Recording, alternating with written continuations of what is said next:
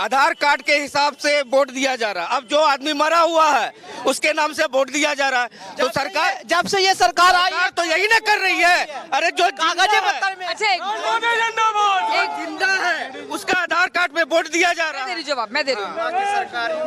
अंसारी सुनो, तुम लोग ये बताओ वोट चोरी हो कैसे रही? ईवीएम से हो रही है। एक मिनट बैलेट पेपर से बोले उनको ईवीएम से वोट चोरी कैसे होती है? हैक करके होती है वो आए दिन पकड़ा हैक- जाता है। जहाँ जहाँ इलेक्शन होता है आए दिन ईवीएम पकड़ा जाता हैक कैसे होता है?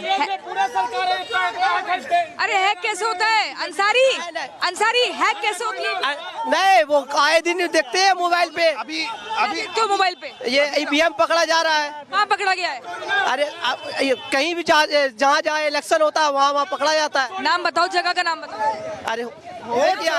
एनडीए ने बहुत प्रगति किया है, विकास किया है, लेकिन लालू कुछ नहीं किया है। अरे जल गया है, अपराधी है लालू, बाबा अपराधी है मोदी सरकार।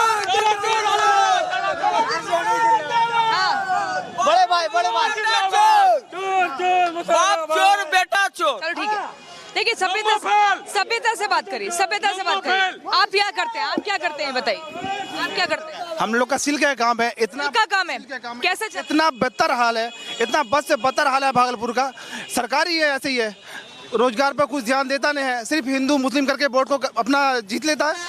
सिल्क का काम है ना, कितना कमा लेते हो महीने का? अभी ऐसा हाल है कि 20-25 हजार रुपया कमाना आफत है। कैसे काम ही नहीं होता, काम कैसे नहीं हो पा रहा है? काम है ही नहीं। ऊपर से कोई माल का सेल नहीं है, भागलपुर से कोई सेल हो नहीं रहा, न एक्सपोर्ट का कोई उतना माल हो जा नहीं रहा।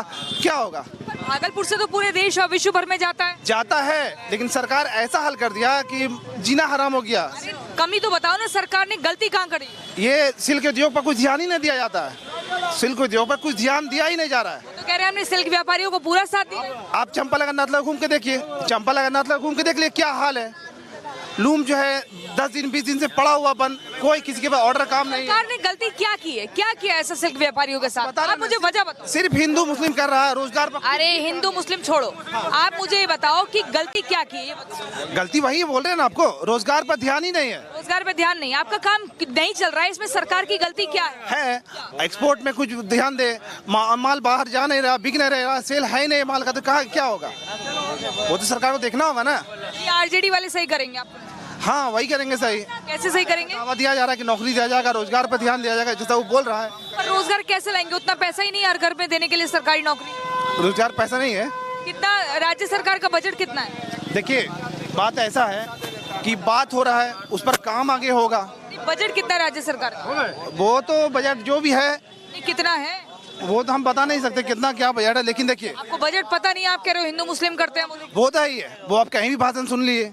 आप मुझे बस इतना बता दो, राज्य सरकार का बजट कितना है? तेजस्वी नौकरी कैसे दे पाएंगे? ठीक है, हम समझ रहे हैं आप क्या बोलना चाह रहे हैं। आप यही नहीं, मैं कुछ नहीं बोलना चाह रही। आप क्या बोल रहे अरे लाइव आपको पूरा देश सुन रहा है, आप बताओ। हम समझ रहे हैं आपको क्या आप बताओ ना। कहने का यही मतलब है कि नौकरी के बारे में इतना था, नौकरी बता दिया है।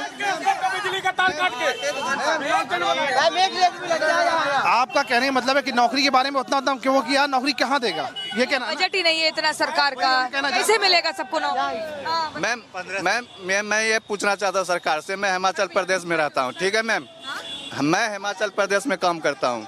वहाँ इतनी उद्योग है, उतनी फैक्ट्री है, बिहार में क्यों नहीं है? बिहार की सरकार क्या कर रही है? बिहार में क्यों नहीं उद्योग देता है? क्या कमी है? हमारे बिहार में युवा नहीं है, शिक्षित नहीं है। कब गए थे हिमाचल? कब? हम हिमाचल में ही रहते हैं कब से? लगभग 2008 से। क्या करते हो वहाँ? मैं मार्बल टाइल्स का काम करता हूँ। यहाँ नहीं चल पाया वो काम? नहीं चल पा रहा है। पलायन कर लिया आपने? पलायन कर दिए? पलायन कर रहा है, नौकरी नहीं है। नौकरी मिलेगा लोगों को, अगर उसको नौकरी मिलेगा तो अच्छा मकान बनेगा, टाइल्स लगाए, हमारा भी तो रोजगार चलेगा। नौकरी यहाँ सबसे मुद्दा है और पलायन मुद्दा है। युवा सरकार आना चाहिए, इस बार बदलाव होगा। बदलाव होगा? बदलाव होगा। बदलाव होगा इस बार? जी बदलाव ही चाहिए, बदलाव। इनकी मुस्कान कुछ कह रही है। इधर आओ भैया, आगे आ जाओ, आगे आ जाओ। हाँ, बदलाव होगा क्या? मैम बदलाव होना चाहिए। कैसा बदलाव? मैम बदलाव इस तरह से कि विकास का जहाँ तक बात है वो होना चाहिए मैम।